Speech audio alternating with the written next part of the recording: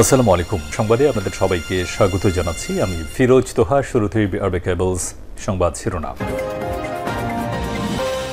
বাংলাদেশের সর্বশেষ গুরুত্বপূর্ণ আপডেট সংবাদে আপনাকে স্বাগত। শুরুতেই সংবাদ শিরোনাম, পরে বিস্তারিত।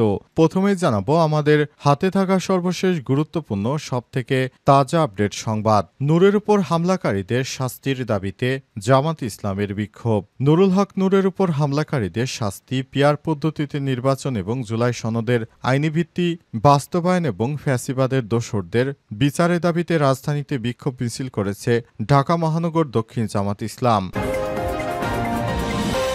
এরপর জানাবো গোয়ালন্দে নুরুল হকের মরদেহ পুড়িয়ে দেওয়ার ঘটনায় অন্তর্বর্তীকালীন সরকারের বিবৃতি।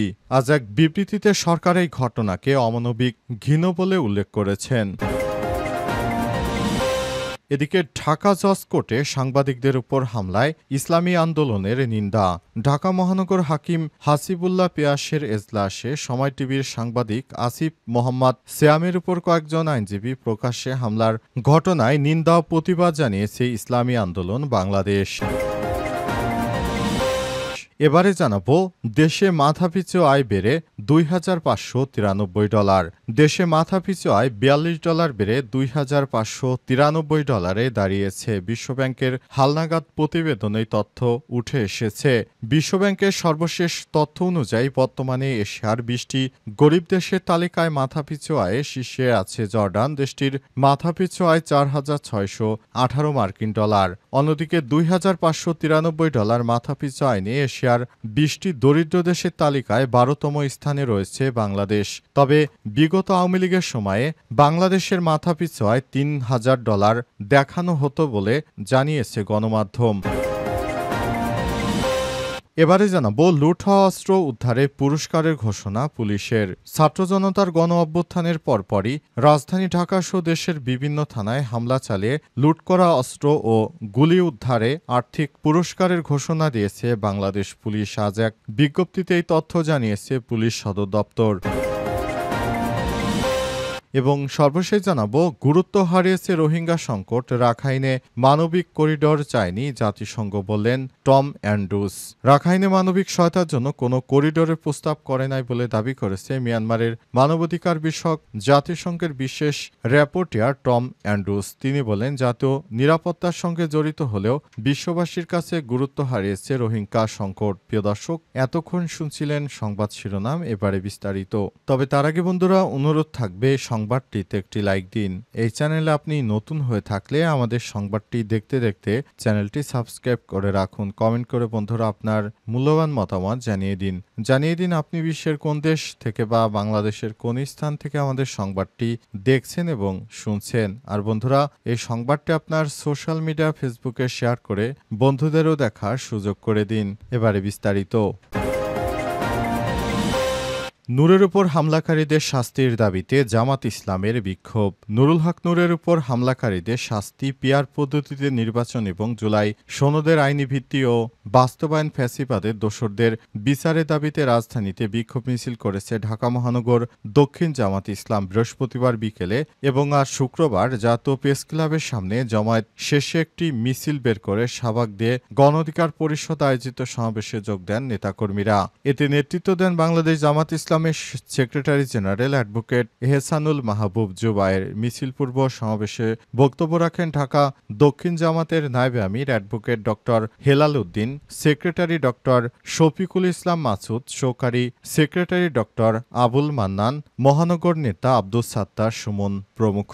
অন্তর্বর্তীকালীন সরকারের প্রধান উপদেষ্টা প্রফেসর ডক্টর মোহাম্মদ ইউনূসের সরকার ক্ষমতায় আসার পর যারা ফ্যাসিবাদ বিরোধী আন্দোলন সংগ্রাম করেছে সেসব নেতাদের উপর হামলা কোনোভাবেই মেনে নেওয়া যায় না বলে বক্তারা মন্তব্য করেছেন। এ সময় তারা জানান এই সরকারকে খুব দ্রুত সময়ের মধ্যে যারা গণ অধিকার পরিষদের সভাপতি ডাকসুর সাবেক ভিপি নুরুল হক নূরের উপর যারা হামলা চালিয়েছে এই হামলাকারীদের অবশ্যই দ্রুত আইনে বিচার করতে হবে এবং সেনাবাহিনীর যারা এই হামলার সঙ্গে জড়িত তাদেরকে সেনা আইনে বিচার করতে হবে। তা না হলে দেশের জনগণ এটি মেনে নেবে না। কারণ নুরুল হক নূর ফ্যাসিবাদ বিরোধী আন্দোলনের একজন অগ্রগামী সৈনিক ছিলেন এবং অন্তর্বর্তী অন্তর্বর্তীকালীন সরকারের প্রধান উপদেষ্টা প্রফেসর ডক্টর মোহাম্মদ ইউনূসের সরকার সেই আন্দোলনের ফলে কিন্তু ক্ষমতায় বসতে পেরেছে। সুতরাং তিনি যদি এই ব্যাপারে কোনো ব্যবস্থা না নেন তাহলে সেটি হবে একপেক্ষ বিচার, এমন মন্তব্য করেছেন বাংলাদেশ জামাত ইসলামের নেতৃত্ববৃন্দরা। গোয়ালন্দে নুরুল হকের মরদেহ পুড়িয়ে দেওয়ার ঘটনায় অন্তর্বর্তীকালীন সরকারের তীব্র নিন্দা। গোয়ালন্দে নুরুল হক ওরফে নুরা পাগলার মরদেহ পুড়িয়ে দেওয়ার ঘটনায় তীব্র নিন্দা জানিয়েছে অন্তর্বর্তীকালীন সরকার। শুক্রবার ৫ই সেপ্টেম্বর এক বিবৃতিতে সরকার এই ঘটনাকে অমানবিক ঘৃণ্য বলে উল্লেখ করেছেন। বিবৃতিতে বলা হয়, গোয়ালন্দে নুরুল হক নূরের কবর অবমাননা এবং মরদেহ পুড়িয়ে দেওয়া আমাদের মূল্যবোধ, আইন, ন্যায়ভিত্তিক সভ্য সমাজে চরম অবমাননা। এই ধরনের বর্বরতা কোনোভাবেই সহ্য করা হবে না। অন্তর্বর্তীকালীন সরকার প্রতিশ্রুতি দিয়ে জানায়, আইনের শাসন সমুন্নত রাখতে এবং জীবিত কিংবা মৃত প্রতিটি মানুষের মর্যাদা রক্ষায় তারা দৃঢ় প্রতিজ্ঞ। এই ঘটনায় জড়িত দ্রুত শনাক্ত করে আইনের আওতায় আনা হবে এবং তাদের বিরুদ্ধে কঠোর ব্যবস্থা গ্রহণ করা হবে। বিবৃতিতে আরও বলা হয়েছে, কোনো ব্যক্তি বা গোষ্ঠী জবাবদিহিতার ঊর্ধ্বে নয়। এই জঘন্য অপরাধে দায়ী তাদের কর্মের পরিণতি ভোগ করতে হবে। তাৎক্ষণিক কঠোর আইনি ব্যবস্থা নেওয়া হবে। একই সঙ্গে সরকার সকল নাগরিককে ঘৃণা ও সহিংসতা প্রত্যাখ্যান করে মর্যাদা, ন্যায় বিচার এবং মানবাধিকারের পক্ষে ঐক্যবদ্ধ থাকার আহ্বান জানিয়েছেন তিনি। এ সময় অন্তর্বর্তীকালীন সরকারের প্রধান উপদেষ্টা আরও জানিয়েছেন, দেশজুড়ে কেউ যদি অরাজক পরিস্থিতি তৈরির চেষ্টা করে তাহলে অন্তর্বর্তীকালীন সরকার সেই নাশকতাকারীদের বিরুদ্ধে সর্বাত্মক শাস্তিমূলক ব্যবস্থা গ্রহণ করবে। ঢাকা জজ কোর্টে সাংবাদিকদের উপর হামলায় ইসলামী আন্দোলনের নিন্দা। ঢাকা মহানগর হাকিম হাসিব উল্লাহ পিয়াসের এজলাসে সময় টিভির সাংবাদিক আসিফ মোহাম্মদ সিয়ামের উপর কয়েকজন আইনজীবী প্রকাশ্যে হামলার ঘটনায় নিন্দা ও প্রতিবাদ জানিয়েছে ইসলামী আন্দোলন বাংলাদেশ। শুক্রবার এক বিবৃতিতে দলটির কেন্দ্রীয় প্রচার ও দাওয়া সম্পাদক মাওলানা শেখ ফজলুল করিম মারুফ এই প্রতিবাদ জানিয়েছেন। বিবৃতিতে ফজলুল করিম মারুফ বলেন, কয়েকজন আইনজীবী প্রকাশ্যে হামলায় গণমাধ্যমের স্বাধীনতা এবং সংবাদ সংগ্রহের সাংবিধানিক অধিকারের উপর সরাসরি আঘাত বলে মনে করে ইসলামী আন্দোলন। আদালত প্রাঙ্গণের মতো সংবেদনশীল ও মর্যাদাপূর্ণ স্থানে দায়িত্ব পালনরত সাংবাদিকদের উপর এই ধরনের হামলা আদালতের ভাবমূর্তি ও স্বাধীন সাংবাদিকতার পরিবেশকে মারাত্মকভাবে ক্ষতিগ্রস্ত করে। এটি পুরো সাংবাদিক সমাজকে ভীত সন্ত্রস্ত করার একটি পরিকল্পিত অপচেষ্টা বলে আমরা মনে করি। বিবৃতিতে একই সঙ্গে অবিলম্বে হামলাকারীদের চিহ্নিত করে দ্রুত আইনের আওতায় আনা এবং দোষীদের দৃষ্টান্তমূলক শাস্তি নিশ্চিত করার দাবি জানিয়েছে ইসলামী আন্দোলন মিডিয়া সেলের প্রধান এবং দলের প্রচার ও দাওয়া সম্পাদক মাওলানা শেখ ফজলুল করিম মারুফ। আরও বলেছেন, আমরা আদালত প্রশাসন, আইন শৃঙ্খলা রক্ষাকারী বাহিনী ও সংশ্লিষ্ট কর্তৃপক্ষকে স্পষ্টভাবে জানাতে চাই, সাংবাদিকদের নিরাপত্তা রক্ষা এবং আদালতে অবাধ সংবাদ সংগ্রহের পরিবেশ নিশ্চিত করা জরুরি। সাংবিধানিক দায়িত্ব আদালতে সংবাদকর্মীদের নিরাপত্তা ও স্বাধীনভাবে দায়িত্ব পালনের অধিকার নিশ্চিত করতে হবে এবং দোষীদের দৃষ্টান্তমূলক শাস্তি নিশ্চিত করতে হবে। দেশে মাথাপিছু আয় বেড়ে $2,593। দেশে মাথাপিছু আয় $42 বেড়ে $2,593 দাঁড়িয়েছে। বিশ্বব্যাংকের হালনাগাদ প্রতিবেদনে এই তথ্য উঠে এসেছে।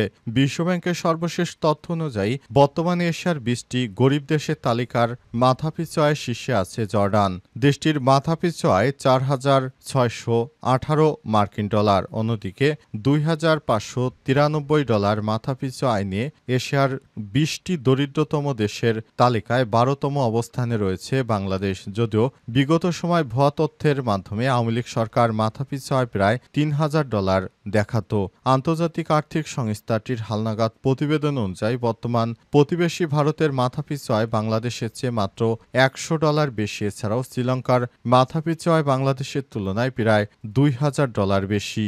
এ কারণে শ্রীলঙ্কাকে আর এই তালিকায় রাখা হয়নি। অন্যদিকে তালিকার 8ম স্থানে থাকা পাকিস্তানের মাথাপিছু আয় বাংলাদেশের চেয়ে প্রায় $1,000 কম। এছাড়াও বর্তমানে এশিয়ার সবথেকে কম মাথাপিছু আয়ের দেশ আফগানিস্তান, মাত্র $413।